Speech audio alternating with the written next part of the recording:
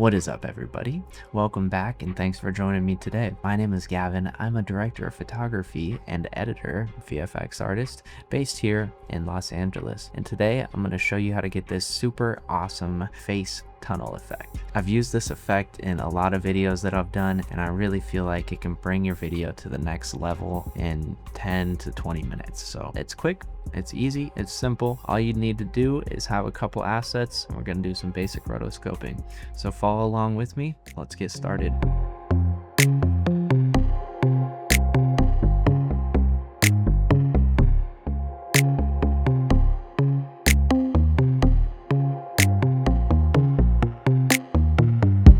This clip we're going to be working on today, I actually edited the video for this originally, and you can see I used this effect.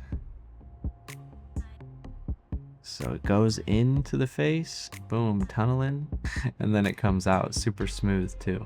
What really is going to help you when you shoot this shot is to either have a hat on and a high neckline or a hood on, because you really want to have a lot of contrast and you don't want a really hard rotoscope with rough edges that might be noticeable. But you can always go up here to your rotoscope tool and click Alt if you need to get more refined. Let's take our clip, and we're actually going to start by going to time freeze frame, right where we want to start the effect. Then we're going to roto our layer out.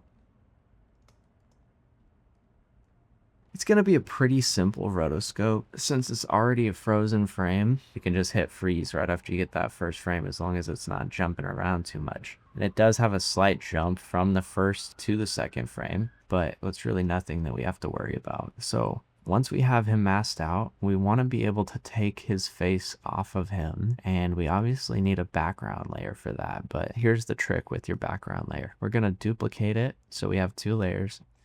We're going to go back into our rotoscope tool, and then all we have to do is unfreeze it and go up here, click invert foreground / background. And what that's going to do is just do the opposite of everything we just did. So let's freeze it again. Once that layer is all frozen, we're going to come back up here, click P to open up our positioning. And then we're going to click the stopwatch to start our keyframes. Also, let's go ahead and toggle switches modes over here. And what that's going to do is take away this blend mode selector, but it's going to show us our motion blur selector up here. And I always like to enable the motion blur anytime that there's going to be movement. Sometimes I'll even add extra. You can always use motion blur in your rotoscope as well. And once we make a keyframe here on our positioning layer, I want to go over here and probably make it 12 frames after we enable our motion blur, of course. And I'm going to scoot that out. Now I want his head to come out on both sides, but it's still not smooth enough. So let's go over here to our feather, put that at 15, shift edge -5. But then if we go back here, you can see that shifting the edge in, we have to do the opposite on our other layer. And I'm actually going to go back to his face layer and make it bigger. Okay, so we can see it comes out on the right side here.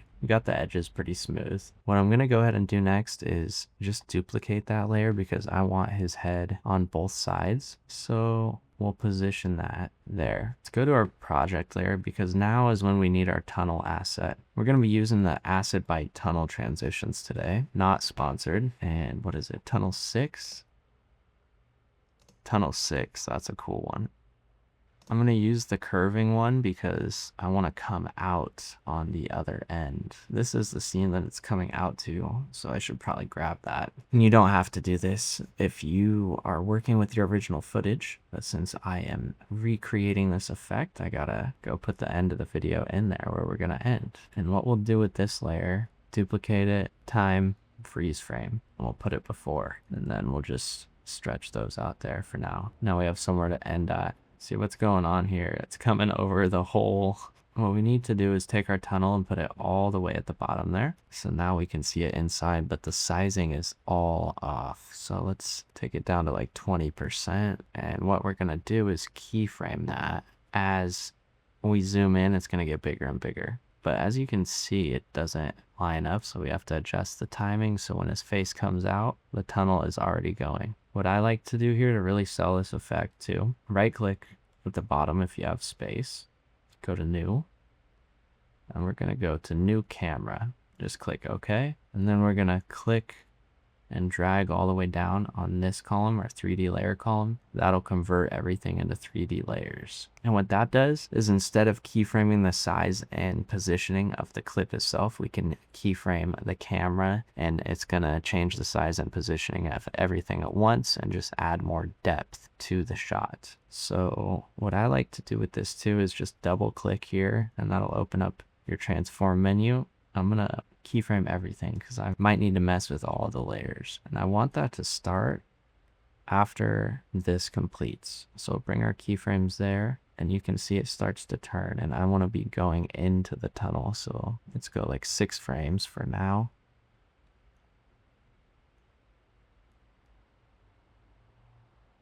We can see now that we've done that. We're in the tunnel, but the tunnel is way too zoomed in, and that's because I made it a 3D layer, so it's attached to everything. So let's just go ahead and unclick that box, and then now the tunnel is regular size because down here we took it to 20% to match here, and then we keyframed the size of the tunnel with the zoom in, where the tunnel shot is going to match the zoom in here. And let's go back to our scale and positioning, but what we can do is just click the reset button, bring that back down to 50%. I guess I'm working in a 1080p timeline, and the asset is 4K, so it's something to be aware of there. You can see that the tunnel doesn't get big enough fast enough, right? So let's take it 1 frame back, and I can still see a little bit there, 1 frame back. Nice. Let's highlight both of these and press F9. That's gonna ease. So now let's check it out.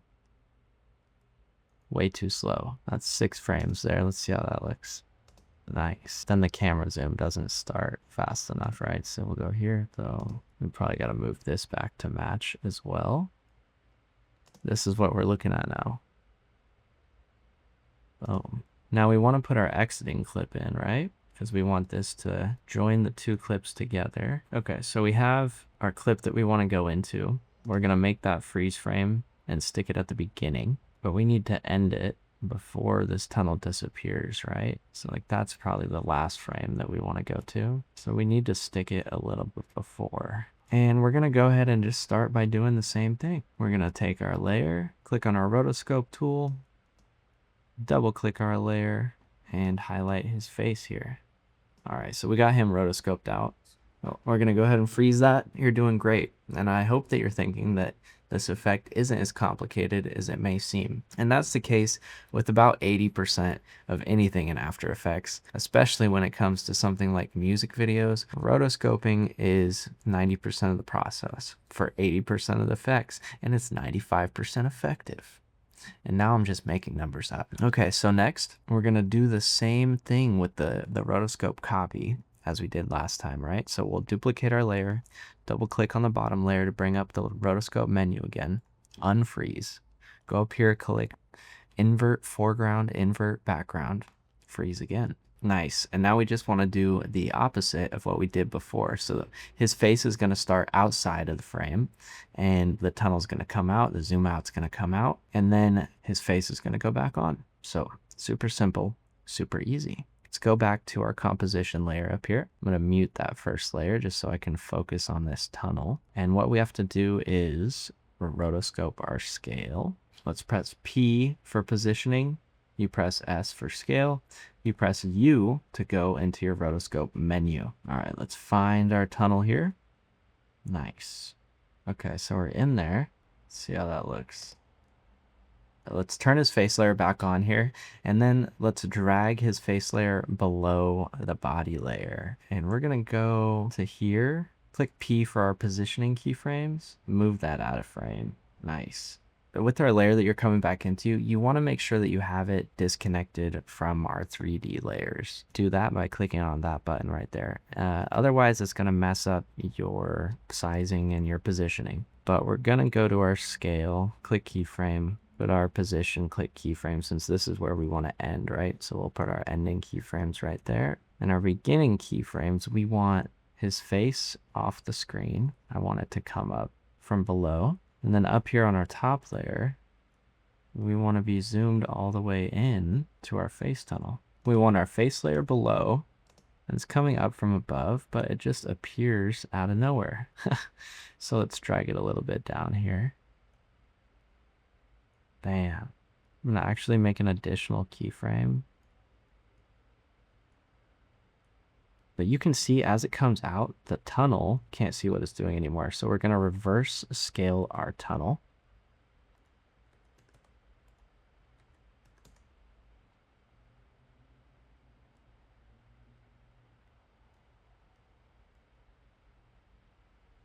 That way it remains the same size as we're coming out. Let's give it a little buffer. I'm going to stretch that zoom out a little bit. Nice. So now we start. Boom, zoom in. Zoom out right there.